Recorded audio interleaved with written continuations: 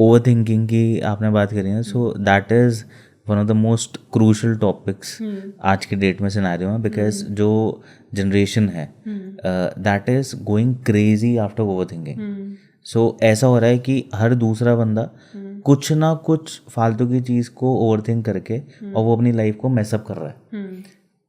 उनको कैसे हेल्प कर सकती है भगवत गीता? जब भी कंटेंट बनाने का सोचा था, मतलब ये भगवद गीता वाला पेज शुरू करने के भी पहले मैंने पूरे हाथ पैर मार लिए थे इन्फ्लुएंसर बनने के लिए और फेमस होने के लिए. अच्छा. फेमस होने के लिए, हाँ. और मैं, ऐसा नहीं है कि मैंने फालतू हाथ पैर मारे, मैंने तब भी कल्चरल चीज़ों पे बनाना शुरू किया था, मुझे इंटरेस्ट आने लगा था. पर फिर because of college and everything मैंने फिर छोड़ दिया, क्योंकि ठीक है नहीं हो पा रहा है, बैलेंस नहीं होता है. बट जब मैंने भगवद गीता वाला पेज शुरू किया था ना, मैंने ये सोच के किया था कि मेरे जैसे और भी लोग हैं जिन्हें ये स्ट्रेंथ चाहिए. बिल्कुल.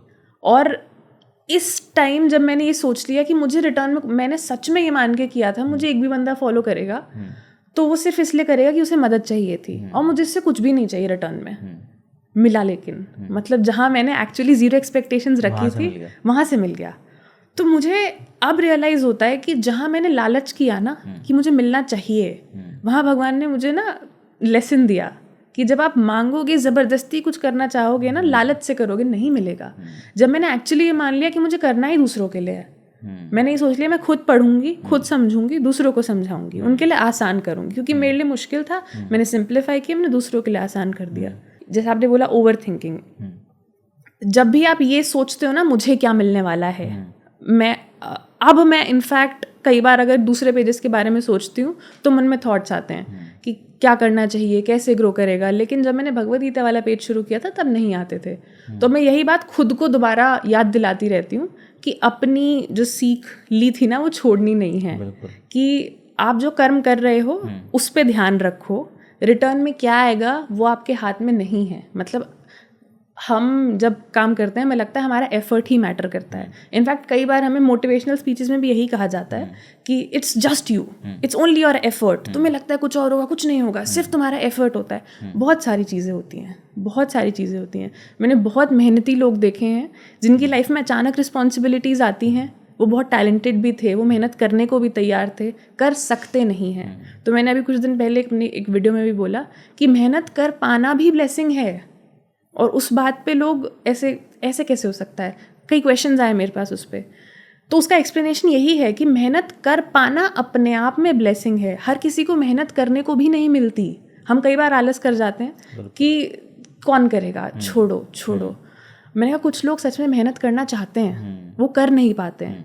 तो आपके पास जो है उसे वैल्यू करके उसमें अपना 100% दे के अगर आप काम करोगे तो आपको रिटर्न भी आएगा. आज नहीं कल आएगा, देर से आएगा.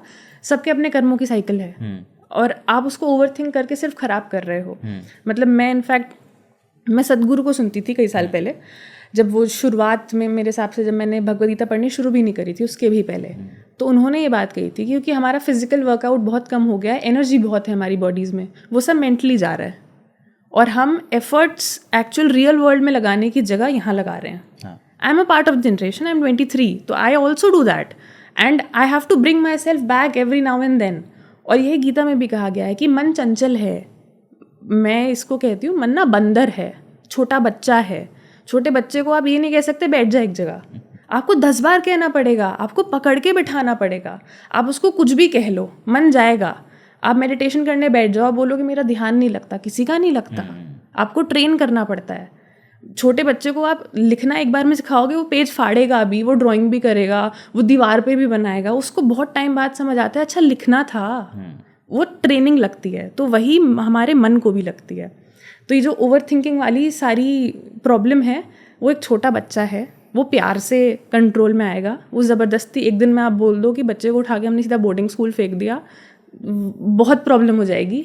आप खुद सोचो, मैं एक दिन शुगर छोड़ना चाहती हूँ, मैं पूरे दिन शुगर नहीं खाऊंगी, मैं ऑब्वियसली खाती हूँ और उस दिन ज़्यादा खाती हूँ क्योंकि मैंने ज़बरदस्ती करने की कोशिश करी. मैंने जड़ को तो देखा ही नहीं कि प्रॉब्लम क्या है.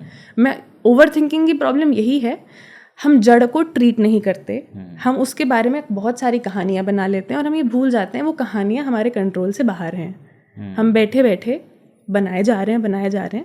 मन चंचल है, मन जाएगा, उसको पकड़ पकड़ के लाना पड़ेगा, धीरे धीरे ट्रेन होगा। मेरे से बहुत लोग पूछते हैं एक सोल्यूशन की ओवर थिंकिंग बंद हो जाए। मैं एक दिन में नहीं होगी, नहीं हो सकती। अगर मैं प्रेजेंटली 80 kgs हूँ, 70 kgs हूँ, एक दिन में मैं 50 नहीं होंगी, मुझे टाइम लगेगा वो धीरे धीरे लूज़ करने में। तो जो आदत आपको पड़ गई है, क्योंकि प्रॉब्लम वो तभी बनती है जब आदत बन जाती है। मैं ओशो को सुन रही थी कुछ दिन पहले, तो उन्होंने एक बड़ी इंटरेस्टिंग बात कही कि एक सिगरेट पीने वाले में और एक धूप दिखाने वाले में, रोज़ पूजा करने वाले में, घंटी बजाने वाले में कोई फ़र्क नहीं है आदत के टर्म्स में। सिगरेट पीने वाले को अगर एक दिन सिगरेट ना मिले, वो क्या कहता है? बेचैनी हो रही है, मुझे सिगरेट चाहिए। जो एक दिन पूजा नहीं करता, वो क्या कहता है? बेचैनी हो रही है, मुझे पूजा करनी है, आज पूजा नहीं हुई है। बोलते दोनों में फ़र्क क्या है? तुमने लाइफ को एक्सपीरियंस करना तो छोड़ ही दिया, लाइफ को आदत बना दिया। तुम अपनी आदतों पे इतना डिपेंडेंट हो गए हो कि तुम्हारा लाइफ एक्सपीरियंस तुम्हारी आदत से डिसाइड हो रहा है।